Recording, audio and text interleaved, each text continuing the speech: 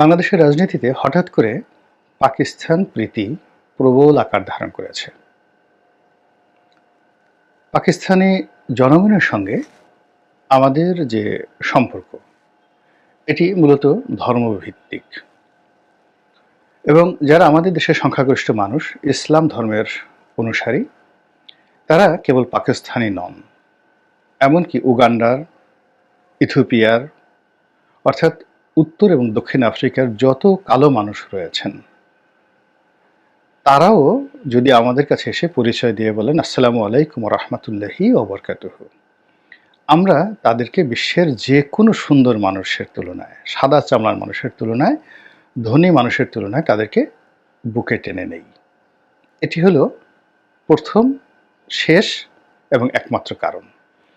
তো পাকিস্তানের সঙ্গে আমাদের যে বন্ধন, এটি আত্মার, এটি মস্তিষ্কের, এটি বিশ্বাসের এবং এটি ভালোবাসার। এর বাইরে যেটি ভূতাত্ত্বিক বিষয় রয়েছে, নৃতাত্ত্বিক বিষয় রয়েছে, অর্থাৎ আপনি যে জমিতে আপনার জন্ম হলো এবং যে ধরনের খাবার খেয়ে আপনি বড় হলেন এবং আপনার যে গায়ের বর্ণ হলো, সেই দিক থেকে আমরা পাকিস্তানের চাইতে মালদ্বীপ, শ্রীলঙ্কা, নেপাল এবং ভারতের সঙ্গে ফিজিক্যালি আমাদের যে রিলেশন, ডিএনএর যে রিলেশন, এটি অনেক অনেক বেশি। আপনারা সবাই জানেন যে পাকিস্তানের যে সিন্ধু এবং মহেঞ্জোদারো এবং হরপ্পা, এই তিনটি অঞ্চলে ভারতবর্ষে যে আর্যরা এসেছিল, সেই আর্যদের আসার আগে প্রায় আরও ২-৩ হাজার বছর আগে সেখানে একটা বিরাট সভ্যতা গড়ে উঠেছিল, যে সভ্যতা আর্যরা এসে ধ্বংস করে দেয়। তো পাকিস্তানের যে রক্ত, ওখানকার যে মাটি, ওখানকার যে সভ্যতা, এটির সঙ্গে পৃথিবীর দুটো সভ্যতার তুলনা করা যেতে পারে। একটা হলো ব্যাবিলনীয় সভ্যতা, আর একটা হলো আশিরীয় সভ্যতা, মানে সিরিয়া এবং ইরাকের যে বিস্তীর্ণ অঞ্চলে যে সেমেটিক জনগোষ্ঠীর সভ্যতা গড়ে উঠেছিল, ঠিক ওই সমপর্যায়ের সভ্যতা পাকিস্তানের মহেঞ্জোদারো এবং হরপ্পাতে গড়ে উঠেছিল। তো এই কারণে হলো কি, এই জাতির যারা লোকজন রয়েছে, আপনি যত কিছুই বলেন না কেন, এদের নাক উঁচু, এদের গায়ের রং ইউরোপের চাইতেও সুন্দর। ইউরোপের গায়ের রঙের মধ্যে, আমেরিকার গায়ের রঙের মধ্যে আপনি কাছাকাছি গেলে আপনার ভালো লাগবে না। অনেকগুলো ফোস্কা থাকে, তিল থাকে এবং খুব সহজে এদের চামড়া নষ্ট হয়ে যায়।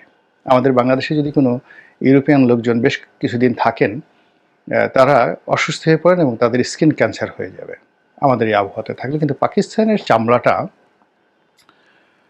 অনেকটা সেমেটিক চামড়া, অর্থাৎ আফগানিস্তানের চামড়ার মতো নয়, ওটা পোড়া চামড়া আফগানিস্তানের, কিন্তু এটি সিরিয়া এবং ইরাকের চামড়ার মতো। মিশরের দেশ চেয়েও কিন্তু এই চামড়া অনেক ভালো। ফলে কি হলো, একটা নির্দিষ্ট ধর্মের যে জায়গাটা, সেই জায়গাটা বাদ দিলে পাকিস্তানের সঙ্গে আমাদের যে ঐতিহাসিক সম্পর্ক কখনই ছিল না, কোনো অবস্থাতেই ছিল না, এটা হওয়ার নয়। তেল পানি যেভাবে একত্র হয় না, সেইভাবে কখনো আমাদের মিল মোহাব্বত হয়নি। যখন আমরা পাকিস্তানের অধীন ছিলাম, পাকিস্তানি সৈন্যরা, কর্মকর্তারা দিদারসে বাঙালিদেরকে বিয়ে করে, বাঙালি মেয়েদেরকে বিয়ে করে নিয়ে যেত। কিন্তু আমাদের বড় বড় কর্মকর্তা, এমনকি জমিদারের যারা পুত্র যারা রয়েছেন, তারাও পাকিস্তানের একটা সাধারণ পরিবার থেকে কন্যা সন্তানদেরকে পুত্রবধূ রূপে বা বধূ রূপে এই বাংলাদেশে আনতে পারেননি, খুব অল্প। এরপর তাদের কতগুলো জাতিসত্তা রয়েছে, গোষ্ঠী রয়েছে, যেমন বালুচ, তারপরে যেমন পাঠান, এরকম অনেকগুলো জাতিগোষ্ঠী রয়েছে যারা নিজেদেরকে বিশ্বের সবচেয়ে সভ্য জাতি, সাহসী জাতি মনে করে। কথা বলতে আপনি পাশে বসবেন, 5 মিনিটের মধ্যেই সে আপনার উপর প্রভুত্ব করে ফেলবে। আর এই কারণে আমরা যখন পাকিস্তানের সঙ্গে ছিলাম, আমাদের এই যে আমাদের যে আত্মিক মানসিক যে আনুগত্য এবং ভালোবাসা পাকিস্তানের প্রতি ধর্মের ভিত্তিতে, এই মোহ ভাঙতে আমাদের 6 মাস লাগেনি। 1948 সনে প্রথম যখন বিসিএস পরীক্ষা হলো, তখনই কিন্তু আমরা পাকিস্তানের বিরুদ্ধে চলে গেলাম। এর কারণ হলো ওই প্রথম সিভিল সার্ভিস, পাকিস্তানের যে সিভিল সার্ভিস সিএসপি পরীক্ষাতে বাংলা ভাষাকে যেভাবে অবমাননা করা হলো এবং বাঙালিকে যেভাবে তুচ্ছ-তাচ্ছিল্য করা হলো, ওটার বিরুদ্ধে প্রথম তমদ্দুন মজলিস যে আন্দোলন করেছিল, সেখান থেকে এই যে ভাষা আন্দোলন শুরু হলো ইন 1948। এই হলো তাদের ইতিহাস। এনিওয়ে, এরপরে যখন তারা ক্ষমতায় ছিলেন, মানে পাকিস্তানিদের অধীনে আমরা যখন ছিলাম, 95% কে পোস্টগুলো রাষ্ট্র তারা নিয়ন্ত্রণ করতো। আমাদের যত ভালো ভালো জিনিসগুলো তারা নিয়ে যেত, মন্দ মন্দ জিনিসগুলো আমাদের দিয়ে দিত। আমাদেরকে শ্রমিক হিসেবে তারা এখানে যাকে বলা হয় প্রতিষ্ঠিত করার চেষ্টা করেছে। মিল কলকারখানা এখানে তারা স্থাপন করেছে, তারা পুঁজি বিনিয়োগ করেছে, লর্ডশিপ দেখিয়েছে, আর আমাদেরকে শ্রমিক বানিয়েছে। আর প্রাচীন যে আভিজাত্য, জমিদার প্রথা, ফিউডাল মেন্টালিটি, এ সব কিছুই তারা পিন্ডিতে, মানে রাওয়ালপিন্ডিতে, করাচিতে, ইসলামাবাদে এই জিনিসগুলো তারা প্রতিষ্ঠিত করেছে। তো যাই হোক, আমরা যুদ্ধ করেছি, স্বাধীন হয়েছি। আমাদের দেশের অনেক অভিজাততন্ত্র যারা রয়েছেন, যেমন মুসলিম লীগ যারা করতেন, যারা একসময় কলকাতা কেন্দ্রিক ছিলেন, মানে তারা ঢাকাতে বসবাস করতে চাইতেন না, কলকাতাতে থাকতে চাইতেন। যেমন ঢাকার নবাব পরিবার, তারপরে করটিয়ার জমিদার, পন্নী পরিবার, এরকম অসংখ্য পরিবার, বগুড়ার মোহাম্মদ আলী পরিবার, তারপরে শেরে বাংলা ফজলুল হক থেকে শুরু করে হোসেন শহীদ সরওয়ার্দী, আমাদের বাংলার যত অভিজাত বর্গ ছিলেন সবাই মূলত 46 সন পর্যন্ত কলকাতা কেন্দ্রিক ছিলেন। সেখান থেকে যখন পাকিস্তান হলো, এরা রাতারাতি নিজেদেরকে অভিজাত প্রমাণ করার জন্য আবার তারা পাকিস্তানমুখী হয়ে গেল এবং বাঙালিদেরকে তারা হিংসা করা শুরু করে দিল। এবং মুসলিম লীগের যে 1954 পর্যন্ত মূলত তারা পাকিস্তানের একটা কার্বন কপি হওয়ার চেষ্টা করেছে নিজেরা। সেই জমিদার নবাব রায় বাহাদুর খান বাহাদুর, যেটা ব্রিটিশ জমানাতে তারা ভোগ করেছে, মুঘল জমানাতে, সুলতানি জমানাতে, এই বাংলায় যারা ভোগ করেছে, ওটার একটা ধারাবাহিকতা তারা রক্ষা করার চেষ্টা করেছে, যেটিকে চ্যালেঞ্জ জানিয়েছিলেন মাওলানা আব্দুল হামিদ খান ভাসানী, বঙ্গবন্ধু শেখ মুজিবুর রহমান এবং পরবর্তীতে আওয়ামী লীগ নেতৃবৃন্দ। তো সেই যে পাকিস্তানের ওই সময়টিতে মুসলিম লীগের পতনের পর পাকিস্তানের সপক্ষে যারা এগিয়ে এসেছিল, সেটা জামায়াত ইসলামী থেকে শুরু করে আরও কিছু ধর্মীয় সংগঠন, নেজাম ইসলামী পার্টি, ওই সময়তে যারা যারা ছিলেন।